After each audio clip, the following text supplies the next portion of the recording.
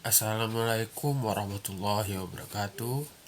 Perkenalkan, nama saya Muhammad Naufal Akbar dengan NIM 230104082. Di sini saya akan mempresentasikan hasil dari PPT saya yang berjudul Teori-teori kriminologi, labeling, konflik, dan kontrol. Pada presentasi ini saya membahas 3 teori utama dalam kriminologi. Kita akan menjelajahi teori labeling, konflik, dan kontrol. Tujuan presentasi ini adalah memberikan pemahaman mendalam tentang teori-teori ini dan bagaimana mereka diterapkan dalam studi kejahatan dan perilaku yang menyimpang. Masuk kepada pembahasan yang pertama, yaitu teori labeling. Teori labeling adalah pendekatan yang menjelaskan bagaimana seseorang menjadi kriminal, bukan hanya karena tindakan yang mereka lakukan, tetapi juga karena label atau stigma yang diberikan oleh masyarakat. Konsep ini pertama kali dikembangkan oleh sosiolog seperti Howard Baker dan Edwin.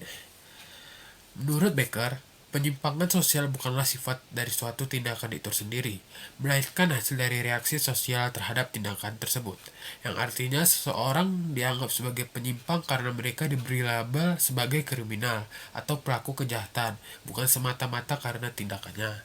Yang kedua, ada proses.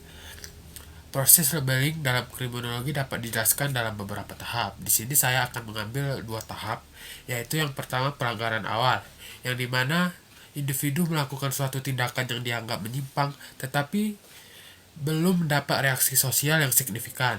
Sebagai contoh, seseorang remaja mencuri barang kecil di toko tetapi tidak tertangkap atau tidak dianggap sebagai pencuri oleh masyarakat. Yang kedua, ada pemberian label. Jika tindakan tersebut diketahui masyarakat, termasuk aparat hukum, keluarga, atau media, memberikan label negatif kepada individu tersebut. Contohnya, jika remaja tersebut tertangkap, ia mungkin disebut sebagai pencuri, dan citranya mulai berubah di mata orang lain. Yang ketiga, ada implikasi, yaitu teori labeling memiliki beberapa implikasi penting dalam kebijakan sosial dan sistem peradilan pidana. Yang pertama, ada dampak negatif labeling. Label negatif dapat memperkuat perilaku kriminal dan menciptakan siklus kejahatan.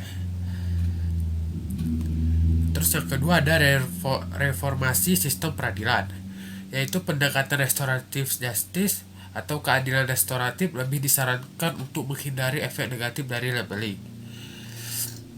Yang ketiga, ada peran media dan masyarakat. Media sering memperkuat labeling dan menyoroti individu sebagai penjahat, yang dapat memperburuk stigma sosial. Selanjutnya masuk ke pembahasan yang kedua, yaitu teori konflik. Yang pertama, ada dasar teori. Teori konflik dalam kriminologi berakar dari pemikiran Karl Marx yang berpendapat bahwa masyarakat terbagi dalam 2 kelompok utama, yaitu kelompok yang berkuasa dan kelompok yang tertindas. Dalam konteks hukum dan kriminalitas, teori ini menekankan bahwa hukum dibuat dan ditegakkan oleh kelompok yang berkuasa untuk melindungi kepentingan mereka, sementara kelompok yang lemah lebih sering dikriminalisasikan. Menurut teori ini, kejahatan bukan hanya tindakan individu, tetapi juga hasil dari ketidakadilan sosial dan ekonomi. Yang kedua, ada hukum. Teori konflik melihat hukum sebagai alat dominasi, bukan sebagai sistem yang netral. Beberapa prinsip utama yang menunjukkan hubungan antara teori konflik dan hukum adalah: yang pertama, ada hukum dibuat oleh kelompok dominan, yaitu di mana undang-undang seringkali melindungi kepentingan ekonomi dan politik kelompok elit. Sebagai contoh, yaitu hukuman berat untuk pencurian kecil-kecilan tetapi hukuman ringan untuk kejahatan korporasi. Yang ketiga, ada kejahatan.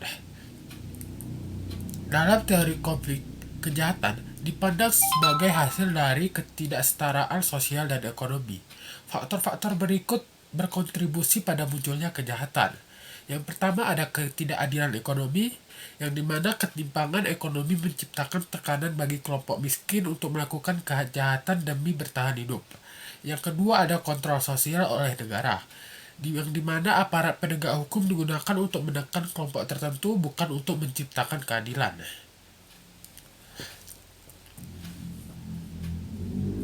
Selanjutnya masuk ke pembahasan yang ketiga, yaitu ada teori kontrol sosial.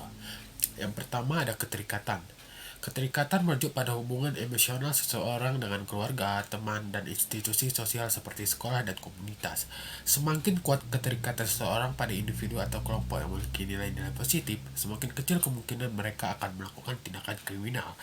Sebagai contoh yaitu remaja yang memiliki hubungan dekat dengan orang tua dan guru cenderung menghindari perilaku yang menyimpang karena mereka tidak ingin mengecewakan orang yang mereka hormati. Yang kedua ada komitmen. Komitmen berkaitan dengan seberapa besar seseorang telah berinvestasi dalam tujuan hidup yang sah, seperti pendidikan, pekerjaan, dan masa depan yang stabil. Yang ketiga ada kepercayaan. Kepercayaan merujuk pada seberapa kuat seseorang meyakini nilai moral dan hukum dalam masyarakat. Jika seseorang mempercayai bahwa aturan hukum itu adil dan penting, mereka akan cenderung mengikutinya. Sebaliknya, jika seorang percaya bahwa hukum itu tidak relevan atau tidak adil, mereka lebih mungkin melanggarnya. Sebagai contoh, seseorang individu yang percaya bahwa pencuri itu salah akan menghindari pencurian meskipun ada kesempatan. Dan jika seseorang merasa bahwa hukum hanya menguntungkan kelompok tertentu dan tidak adil, mereka mungkin lebih cenderung untuk menentang aturan dan cara kriminal. Selanjutnya, elemen teori kontrol. Yang pertama ada keterlibatan, yaitu partisipasi dalam kegiatan sosial dan rekreasi. Yang kedua ada keyakinan. Keyakinan pada nilai-nilai moral dan aturan masyarakat. Yang ketiga ada komitmen. Komitmen pada tujuan dan aspirasi konvensional. Yang keempat ada keterikatan, yaitu hubungan sosial yang kuat dengan orang lain. Selanjutnya ada perbandingan teori. Teori labeling fokus pada reaksi masyarakat terhadap kejahatan. Teori konflik menekankan ketidaksetaraan kekuasaan dan konflik sosial. Dan teori kontrol menjelaskan mengapa orang tidak melakukan kejahatan.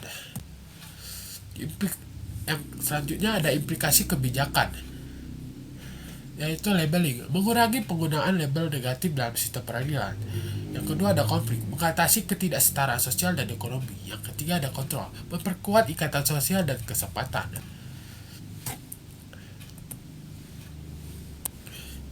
Kesimpulan, teori labeling, konflik, dan kontrol memberikan wawasan yang berharga tentang kejahatan. Memahami teori-teori ini membantu untuk mengembangkan pendekatan yang lebih efektif untuk pencegahan kejahatan. Penelitian lebih lanjut diperlukan untuk terus mengembangkan dan menguji teori-teori ini. Mungkin cukup sekian. Jika ada kekurangan, saya mohon maaf. Jika ada kelebihan, mohon dikembalikan. Saya akhiri. Assalamualaikum warahmatullahi wabarakatuh.